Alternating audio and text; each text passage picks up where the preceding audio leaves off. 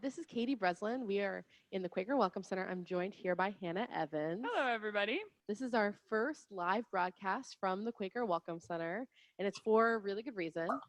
We have 500 young people coming to Washington, D.C. this weekend. So Hannah and I have been preparing all week to prepare for these 500 young adults who will be lobbying on immigration. So, Hannah, I'd love for you to give us a little update about what's going on immigration on the Hill. Yeah, that is a great question. So basically, the question is what is happening on immigration and what is not happening on immigration right now on Capitol Hill. Uh, we have had a deadline for Congress to act to protect dreamers that was March 5th. That was the official deadline that President Trump put in place that he wanted Congress to act by. Obviously, March 5th happened, it came, it went, and Congress still has yet to act for dreamers. And what this means is that there are millions of immigrant youth, some of whom are currently protected under the Deferred Action for Childhood Arrivals program, who still don't know what their future holds. They know that this administration doesn't want to protect them from deportation. Because of rulings, they will be honoring some renewals. But really, as has always been the case, Congress still needs to act to protect these young people who grew up in this country, only call this country home, are contributing in myriad of different ways to their communities and their families and their places of worship every day. And we really need Congress to stand up and provide and enact a pathway to citizenship for them. They have not done that yet. In the meantime, what we have seen Congress do is they have to figure out how to fund the rest of this fiscal year. So they have to figure out by the end of next week what funding they're going to provide. And they just put together a deal that allows them to spend more money, both for domestic spending and for Pentagon spending. What is included in domestic spending is spending for immigration enforcement, that is deportation agents who will actually round people up in communities.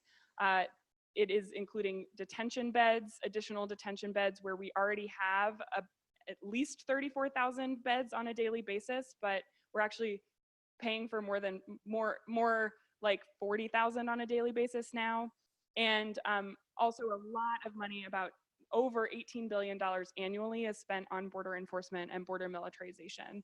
And so they are having a conversation about how much more they are going to fund detention, deportation, and border militarization, but they're really not having a conversation about what they're going to do for dreamers. It's fallen off of the table because this March 5th deadline came and went. And so we are really worried about dreamers. We're worried about other immigrants in our communities that if Congress does pass expanded funding for deportation, detention, and border militarization, especially if they don't do anything that protects longtime immigrant contributors to our communities, uh, that's just not a type of conversation that we want Congress to be having. And that's the conversation that they're having right now, unfortunately.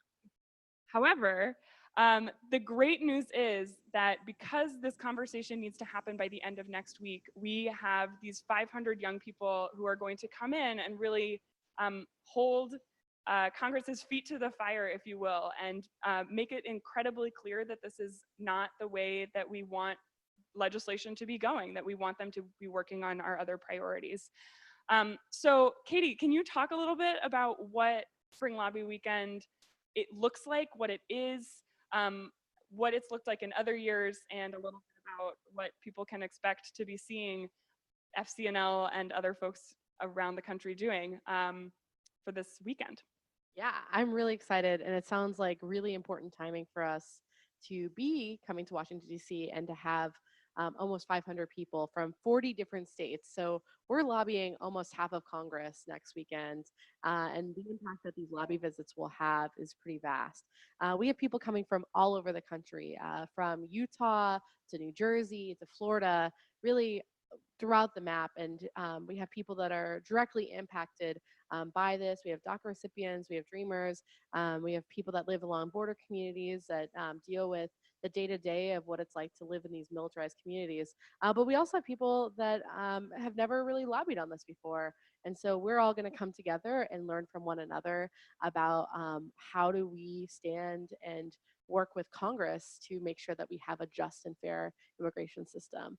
So I'm really excited. We have a program here that has a lot of really great workshops that a lot of people have had the opportunity to work on.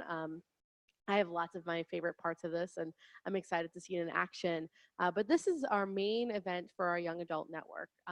The best way for young adults to be part of this is to get their lobby training at Spring Lobby Weekend. And a lot of our other young adults that have been part of our other young adult programs have gotten their start at Spring Lobby Weekend, and that's their first introduction to FCNL. So this is really exciting. Yeah, can you talk a little bit more about? I think that the most exciting part about this weekend is the FCNL alum who are going to be present. And so, can you talk through like how other people have found their way through this through the other young adult programs and how they're going to be incorporated into the weekend and why it's going to be the strongest ever because of this alumni network that we're building through these programs? Absolutely. And a lot of the people that will come to Spring Lobby Weekend come because of word of mouth. That's the hugest recruiter is them being directly asked by someone else to come to Spring Lobby Weekend. So we have advocacy core members that are bringing people to Spring Lobby Weekend, both current and former. We have a series of delegation leaders, people who have agreed to bring people from their communities, both college students and not college students, to Spring Lobby Weekend. So we've seen a trend that when sometimes when, or oftentimes when people come to Spring Lobby Weekend, they have such a great experience that they're like, I want to come back next year and I'm going to make sure to bring a friend with me because the impact is so great.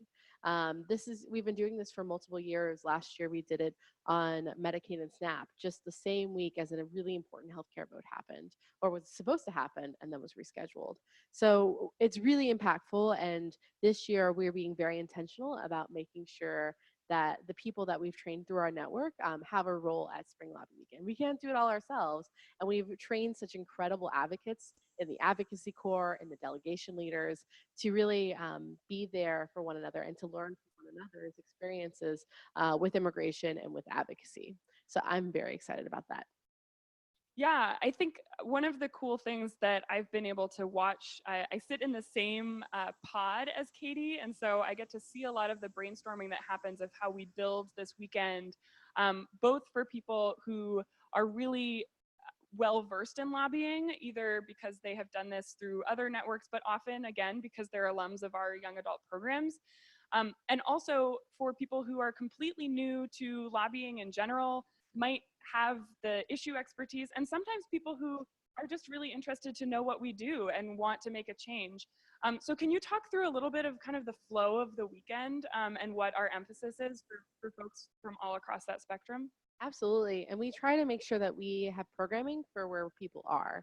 And so on the first day, we talk about why Quakers care about immigration. We talk about immigration as a racial justice issue. We have silent reflection. We do a storytelling workshop to get people really comfortable with saying why they care so deeply about immigration reform and care deeply about these protections.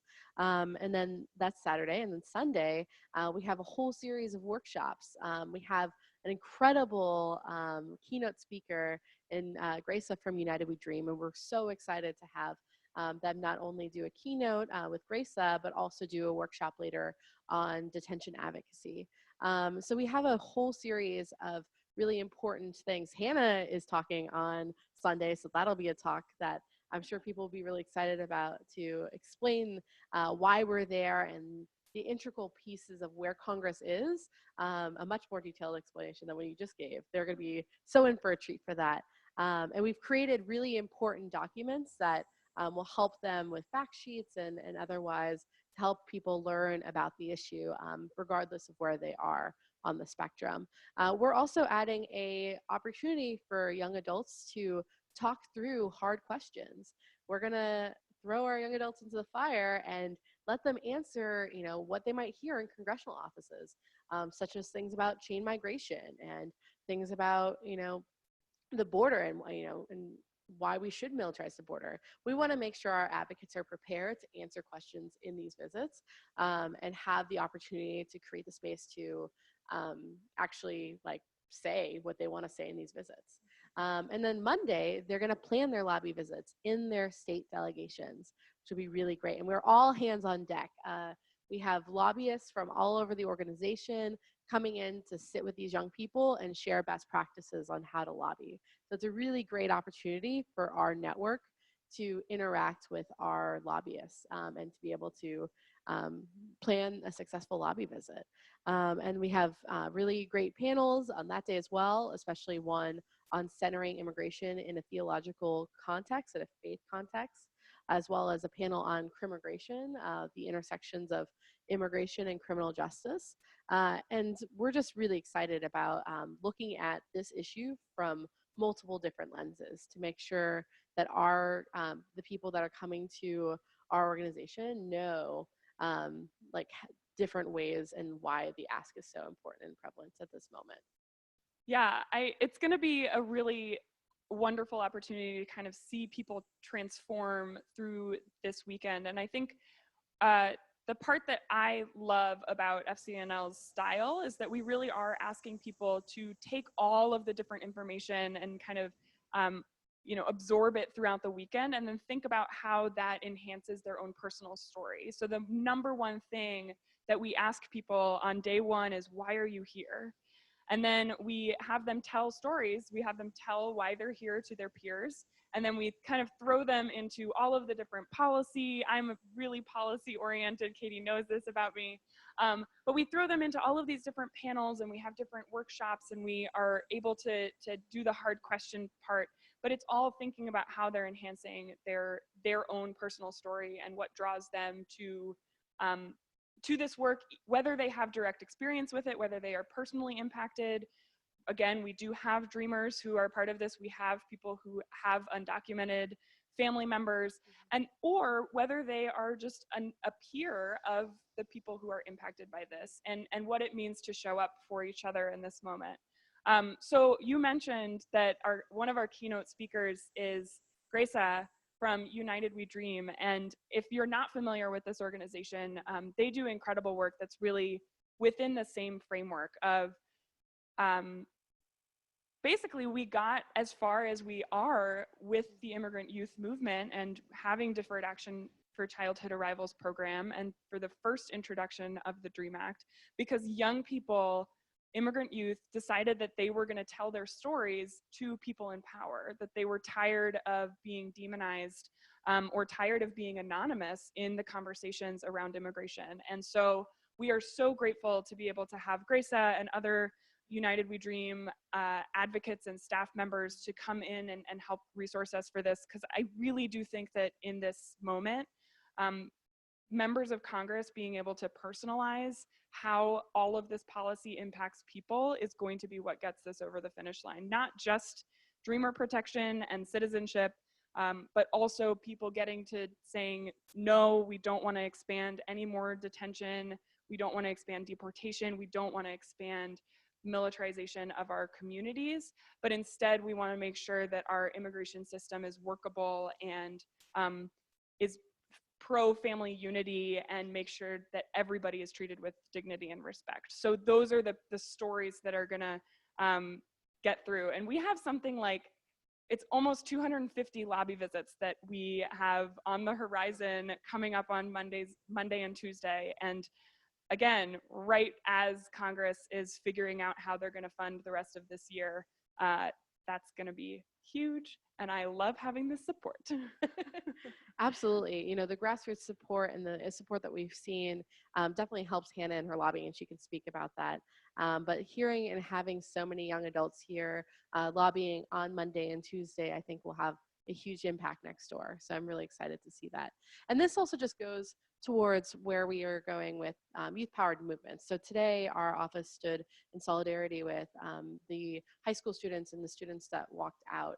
And I think that there is a lot of opportunity for our network and for you at home, hello, to also work with, you know, we are going to be here lobbying in DC, but that doesn't mean that we can't use the support at home in lobbying your members of Congress for immigration legislation and immigration protection. Yeah, I want to talk a little bit about that because I know we are really talking this up. But we wanted to give an opportunity for people who are not going to be here for Spring Lobby Weekend to know how they can engage. So the number one thing that you can do is make sure that you are echoing the call through actual phone calls to your member of Congress to protect dreamers, immediately enact a pathway to citizenship without harming border communities or families, or expanding what we think is really extreme enforcement in the absence of reform. So that is the message that we are going to be bringing into the halls of Congress on Monday and Tuesday. We hope that as there are these 500 young adults who are bringing their stories on the Hill, that you will be echoing that by calling the district offices of all three of your members of Congress, and also calling their DC office, so that while we are swelling those offices in person, they are also hearing from the FCNL network across the country. The other way that people can tune in is that we are going to be very active on all of the different social media accounts that FCNL has. So tune in for different Facebook Live events, tune in for whatever we're posting on Instagram. We have a hashtag if you're on Twitter or anything really that takes hashtags these days, which is hashtag build bridges, not walls, all one word. So that's how you can really be engaged and continue to support and make sure you retweet us, and also tag your member of Congress if you are tech savvy like that. But really, this is an opportunity for everyone to be amplifying this effort across the country.